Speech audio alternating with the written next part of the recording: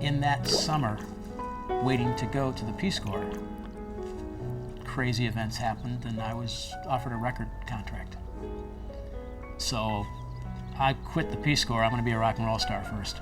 You know, I'll save the world, but first I have to do this money thing. And I ended up moving out to California. I was there a few years.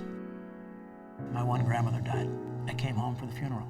I was ready to go back to California, and my other grandmother died. Family and people became more important than weather. So I came back home, and I've stayed.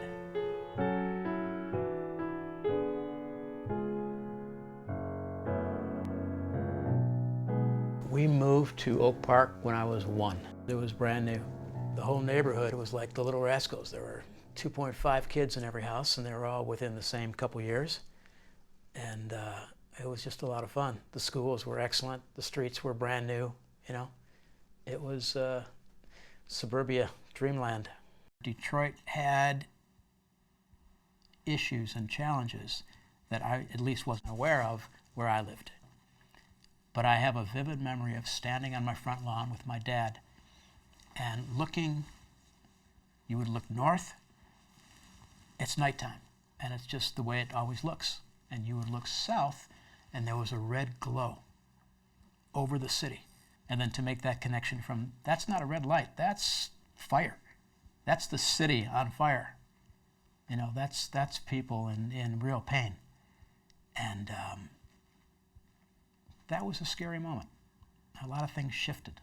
But that's when you start to realize, no, there's people starving down the street. That starts to come into your awareness. Racism, anti-Semitism, that to me, that's where we get stuck in fear. There's love and there's fear. Everything else it was Freud. Everything else is a mask for those two.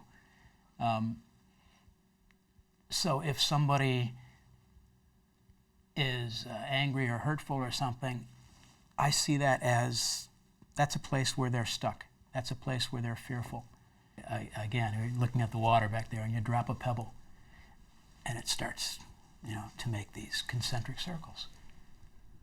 So you start off with yourself, maybe, you know, your mother, your father, your siblings, your friends, you know, your village, you know, start to go out from there.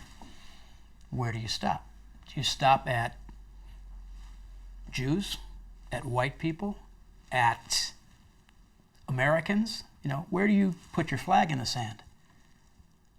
Flags, that's separation. Always felt short-sighted to me. So my, I don't know, I want to say my conscious effort wants to be to keep expanding. Find out where I'm stuck and to let it go.